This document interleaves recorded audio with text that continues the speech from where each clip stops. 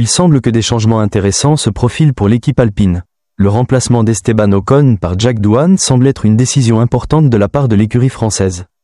Cependant, l'arrivée possible de Franco Colapinto comme concurrent de Doohan pourrait bouleverser la dynamique des pilotes.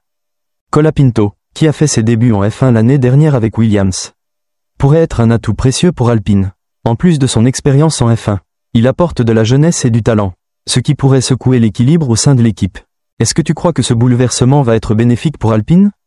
Il semble que Juan Pablo Montoya soit assez confiant quant au choix d'Alpine. Selon lui, la décision de faire monter Jack Doohan semble déjà prise, mais il met en lumière l'importance croissante de Franco Colapinto, non seulement en raison de ses performances, mais aussi de sa popularité. Il semble que la F1, en coulisses, soutienne cette idée. Cela donne l'impression que l'aspect marketing et médiatique entre également en jeu. Ce qui n'est pas surprenant dans un sport où l'image des pilotes joue un rôle crucial. Si Colapinto gagne encore en popularité et en soutien, cela pourrait influencer les décisions, même au sein d'une équipe comme Alpine. Est-ce que tu vois cette popularité croissante de Colapinto comme un facteur décisif pour lui? Ou penses-tu qu'il faut d'abord qu'il continue à performer sur la piste pour réellement prétendre à une place chez Alpine?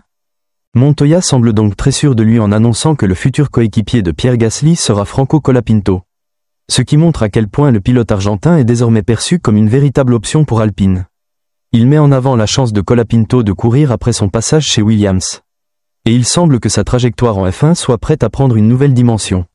Notamment avec le soutien de l'Académie Alpine. Le rôle de Flavio Briatore, nouvel homme fort d'Alpine, est aussi crucial dans ce changement.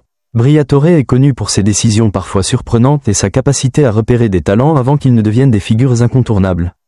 Cela pourrait être un atout pour Colapinto, qui bénéficie déjà de l'attention et du soutien de l'organisation alpine.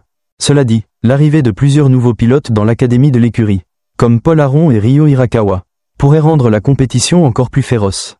Toutefois, si Briatore mise sur Colapinto, ce dernier pourrait effectivement s'imposer comme le partenaire de Gasly pour la saison 2025. Comment penses-tu que cette nouvelle équipe pourrait se comporter sur la piste? Avec Gasly d'un côté et un jeune comme Colapinto de l'autre?